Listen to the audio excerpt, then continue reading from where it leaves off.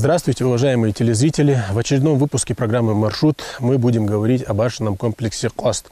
Вы, наверное, уже устали от новостей о коронавирусе, поэтому сегодня мы будем говорить о горах, будем говорить о пейзажах, будем говорить о погоде в Джайрахском районе и о том, насколько важно посещать наши башенные комплексы после того, как закончится карантин, разумеется. Свежий воздух, чистая природа, наш экскурсовод Хайрудин Гадаборшев, который нас здесь дожидается. Что может быть лучше? Сегодня мы направляемся к башенному комплексу Кост. Свой путь мы начали сегодня с башенного комплекса Бишт, который находится позади нас. Погода нам благоприятствует, как всегда.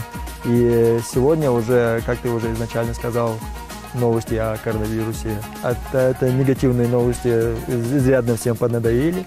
И сегодня мы начнем вот так уже с позитивной новости.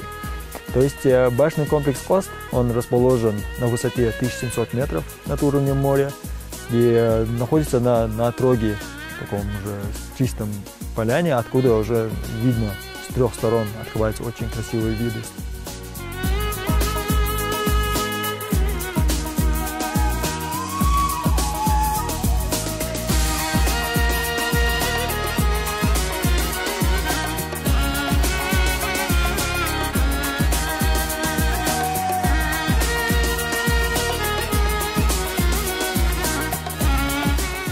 Мы знаем, по какому маршруту пролегает обычно путь туристов, которые приезжают к нам. Почему все-таки востребованностью не пользуется башенный комплекс Кост? Наверное, потому что туристы не знают о нем. Давай поговорим об этом, присядем. Давай. Почему все-таки, на твой взгляд? В основном из-за того, что обитает очень много животных в лесистой местности нашего горного края, многие воздерживаются. То есть для сопровождения туристов, ради их безопасности необходимо иметь в группе, членов группы егеря, сопровождающего с огнестрельным оружием, чтобы он мог уже как бы защитить группу. А так, если чисто на позитиве, чисто так эмоционально так уже взять и поехать вот такой уже сложный участок, сложный башенный комплекс, из-за того, что он находится в центре леса, хвойного леса, и поэтому многие уже этого уже воздерживаются, не хотят дополнительно. А так уже, если начать этот маршрут, он не такой уж сложный. За полчаса от автодороги, несмотря что он находится 2 километров от автодороги, там уже маршрут занимает всего лишь полчаса. За 30 минут можно уже с легкостью добраться до этого комплекса, отдохнуть, посмотреть на самые красивые виды с трех сторон. То есть это Жналейми, Надашхакле, Карт, Кохк и многие другие башенные комплексы с трех сторон. И вернуться отдохнувший, вернуться обратно. Можно там уже посидеть, отдохнуть, организовать такой небольшой пикник для группы. И так уже с хорошим впечатлением, с хорошим настроением вернуться обратно. Я думаю, есть смысл нам уже двигаться дальше, потому что время идет. Да.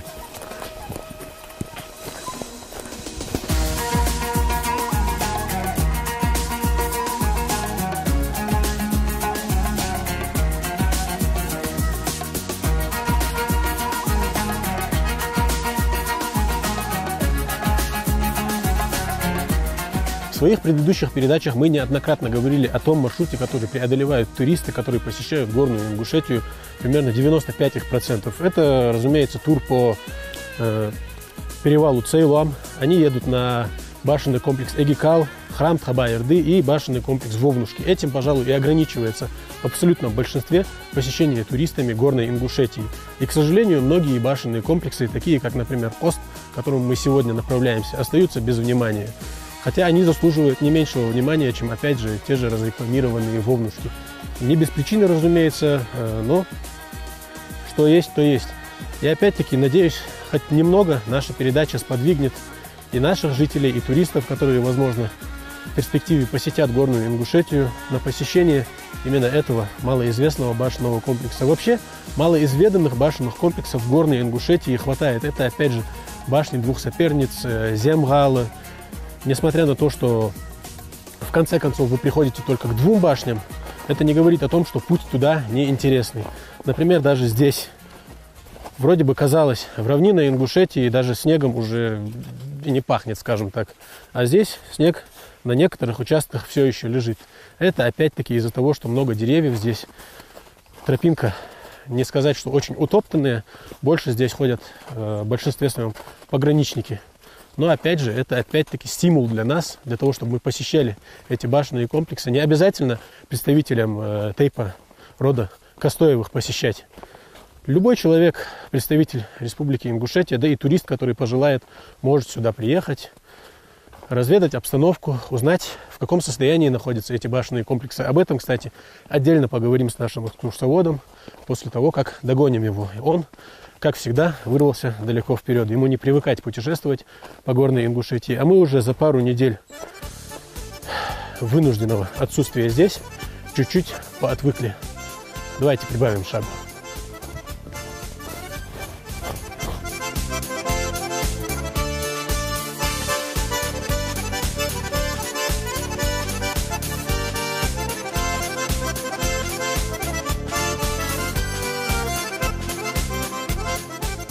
Признаться честно, когда выдвигались изначально в путь и выезжали с равнины Ингушетии, мы думали, что яркое солнце весеннее, уже ведь весна вступила, можно сказать, перешагнула через свой экватор почти, что здесь будет достаточно сухо. Но оказалось, как говорится, показалось, снег все еще лежит, и об этом мы говорили неоднократно, но от этого только интереснее путешествовать по горной Ингушетии, хотя бы потому, что воздух здесь чистый, мы уже привыкли за эти несколько недель, что сидели дома безвылазно, к этому городскому шуму, гамму и грязному воздуху. А сейчас здесь дышится легко, хвойные леса, потрясающая погода, снег на некоторых склонах, который не мешает, как я уже говорил. Не убавить, не прибавить, а тем более, когда впереди тебя ждет башенный комплекс, к которому ты держишь путь. От этого маршрут становится вдвое интереснее. Продолжим, пожалуй, наш путь. Здесь даже ни разу не запыхался я, потому что даже несмотря на то, что если 2 или 3 километра здесь будет, говорят, что за полчаса можно добраться до конечной точки маршрута, тем не менее ты не устаешь. Хотя бы потому, что перепада высоты как такового здесь нету и больших склонов, на которые необходимо было бы подниматься, как, например, если бы вы путешествовали к Дзоуджил или Земгалы, не приходится. Поэтому запаситесь просто едой, если захотите, водой, если есть желание, и выдвигайтесь в путь. Вас ждет башенный комплекс Кост.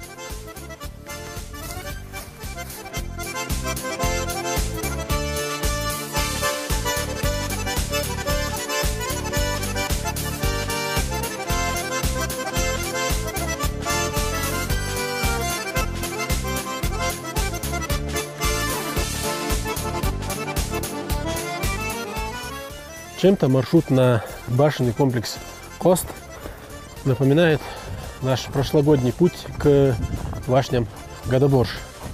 Поздней осенью мы тогда ходили в это путешествие, и погода была действительно потрясающая. Сейчас поднялись на один из склонов, отсюда открывается вид на некоторые башенные комплексы, расположенные рядом с детским оздоровительным летним лагерем Эрзи. Это башенный комплекс Дошхакле. Недалеко находится Лейми, Кили, Озик, верхний и нижний. Ну и другие, разумеется, которые находятся в меньшей сохранности. И периодически трафареты, установленные вот здесь, через каждые, можно сказать, практически 100 метров, возвещают нам о том, что возможен сход лавин, сход камнепада. Но это как предупреждение. Мы аккуратные.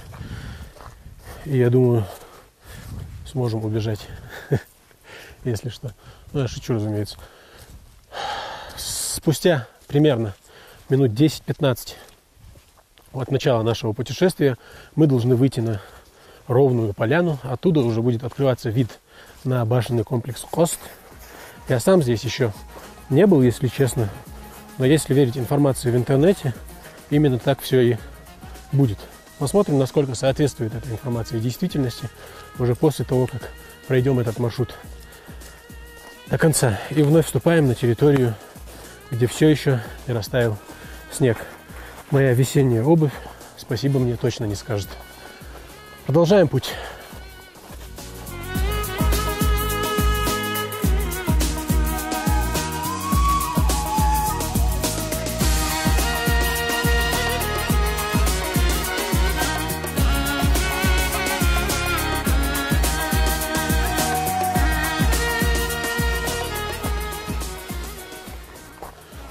Уже неоднократно в наших передачах мы проходили такие маршруты, которые очень сложные для прохождения обычным пешим туристам. И только профессионалы своего дела и особые ценители сложных маршрутов смогли бы их пройти. Я имею в виду маршрут на Земгала, опять-таки маршрут на Дзоурджел, который отнимает очень много сил, как физических, так и эмоциональных, потому что найти эту башню очень сложно. Ну и, разумеется, как вишенка на торте выглядит башни двух соперниц, которые очень сложны для посещения, и поэтому их очень мало посещают туристы, да и местные жители в целом тоже. И, можно сказать, особняком от всех этих пеших троп стоит башенный комплекс Хост, потому что здесь любители пешего туризма могут пройтись полчаса прогулки на свежем горном воздухе. Это потрясающе сказывается на эмоциональном состоянии, на физическом состоянии. Вы, можно сказать, прокачиваете свой организм до максимума. И это хорошо. А мы пошли дальше.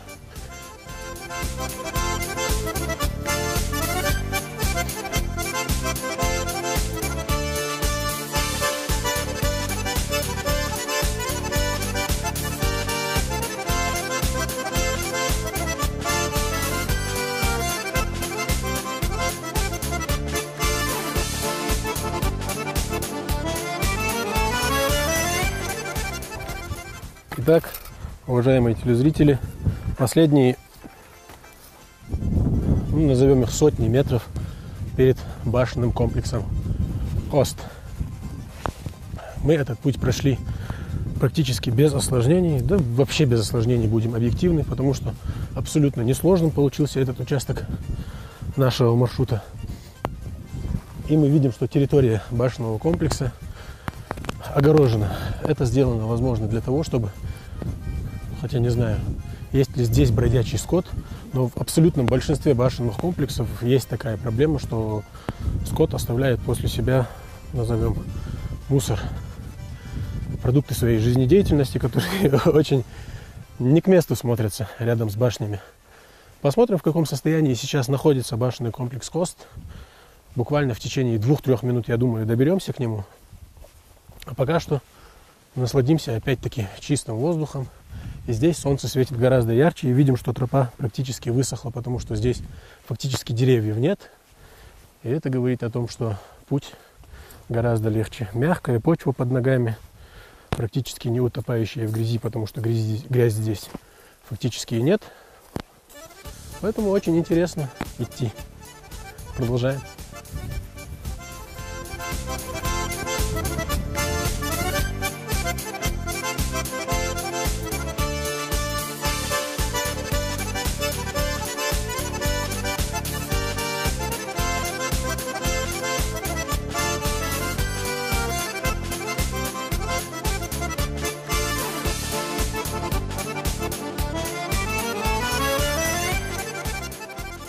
Говорить о перспективах развития туристического маршрута, ведущего на башенный комплекс Хост, можно долго. Опять-таки чистый воздух, горные пейзажи, великолепный башенный комплекс, к которому пролегает этот путь. Обо всем этом можно говорить бесконечно. Но в конце концов, когда приходите именно к этому башенному комплексу, осознаете, что все те усилия, которые затрачены на его прохождение, определенно того стоили. Хотя это не такой же сложный маршрут, как выяснилось. Хотя мы, в принципе, изначально знали, что не такой уж он и трудный для прохождения. Поэтому, воодушевившись горами Ингушетии, представляем вашему вниманию башенный комплекс Хост.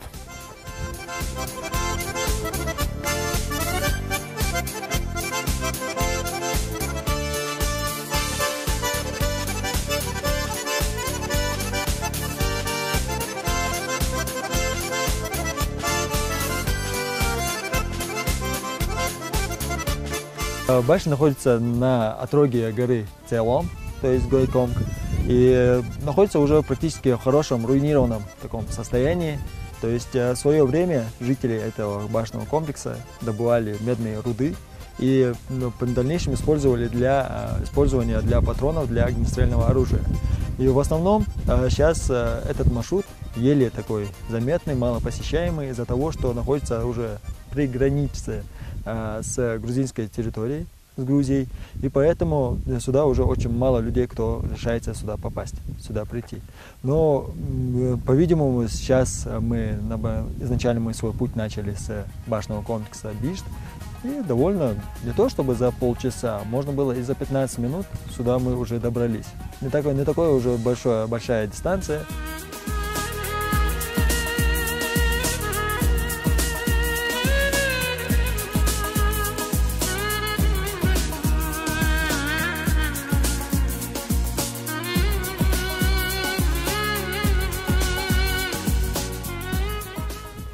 Огибаем этот небольшой, назовем его небольшим холм, и увидим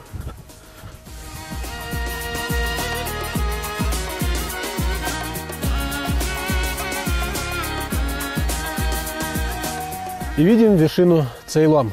Гиреч, Колойлам, Козойлам, Гайкомт, как ее называют еще альпинисты, которые уже 3 года посещали горную Ингушетию в рамках чемпионата России по альпинизму. Это очень значимая для ингушей гора, и отсюда открывается потрясающий вид на нее. А прямо передо мной находится большой Кавказский хребет. За этим хребтом начинается уже территория государства Грузия. Хотелось бы там тоже побывать, но, надеюсь, в скором времени сможем осуществить эту мечту и показать вам красоты этого края. А пока что будем наслаждаться видами башенного комплекса Кост и всех башенных комплексов, которые открываются с вершины вот этой импровизированной, назовем ее так, смотровой площадки. Вы наслаждайтесь видами, а я пошел дальше.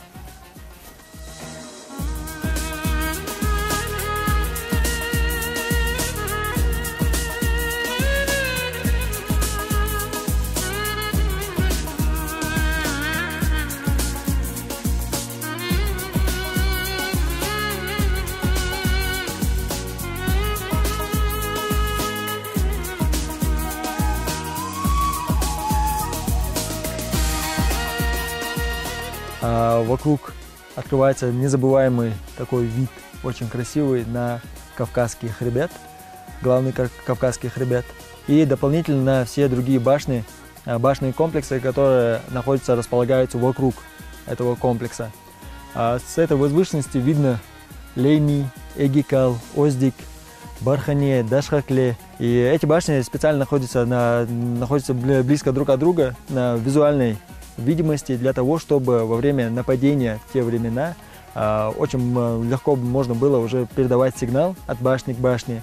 И символ сплоченности, символ поддержки друг друга. Это и есть главный секрет сохранности нашего народа, сохранности этих башенных комплексов, благодаря чему многие ближайшие комплексы, другие тейпы помогали друг другу возобновлять, сохранить свою историю, свой семейный очаг. Все, что использовалось на постройке башни, было из камня. И все эти башни, многие задают вопросы, почему такие на 5-м этаже балкончики, так называют машикули, балкончики подвесные, не имеют дна. И многим, когда их объясняешь, многим туристам, что все эти детали, все эти части, все эти оконные проемы, такие узкие, такие маленькие, и те же самые балкончики без дна, они все были уже для защиты, для обороны этой определенной башни. Несмотря что этот башенный комплекс находится от дороги на дистанции 2 километров, путь здесь очень легкий, мало сложного, если честно, и очень такой легкодоступный для пешего туриста, которому будет очень интересно подняться сюда с легким таким рюкзачком.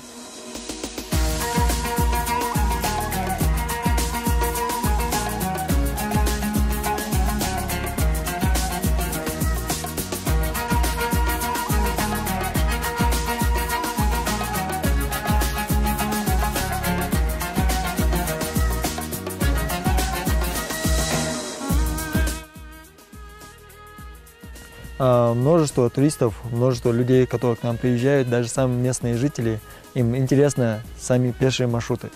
И этот маршрут неопределенно имеет такую значимую силу для использования пешего маршрута. То есть каждый вот все эти 3 башенных комплекса, то есть Гадабош, начиная с Оздика, Гадабош, Карт, Кост и дальше уже Бишт, вот эти башни уже непосредственно сами по себе просятся, чтобы мы их использовали в пешем маршруте. То есть перспектива пешего маршрута очень интересна тем самым, что человек, идя пешком, он может любоваться, он может останавливаться, видеть такие красоты, такие виды интересные, замечательные не только для себя, для своего удовольствия, но и для того, чтобы каждому своему родственнику, своему близкому человеку, либо друзьям показывать эти фотографии живописных районов, живописных мест нашего горного края. Чтобы это все показать, чтобы это все увидеть, нужно организовывать пешие маршруты, и чтобы каждый турист видел все эти места красочные. И в основном по перспективе этих мест, но очень интересно создание не только пешего, но и конного маршрута. То есть, как мы сегодня убедились в этом, добраться до этого комплекса было не так уж и трудно. Это очень мне, как специалисту, как экскурсоводу по этим местам, было очень легко. Это была такая легкая прогулка. Непосредственно легкая прогулка после недельного отпуска, можно так сказать, сидя дома. Сейчас уже начнем преодолевать более сложные маршруты. И непосредственно каждому туристу я хочу пожелать такого воплощения своей мечты для посещения этих мест.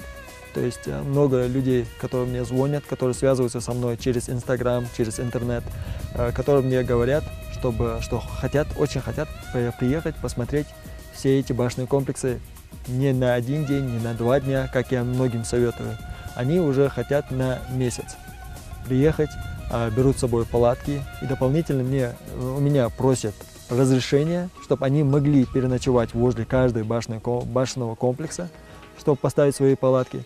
И я сам по себе этому очень рад и организовываю для всех вот такие уже маршруты. Не только дневные, но и недельные такие маршруты. Но на месяц у меня маршрутов еще пока что не было.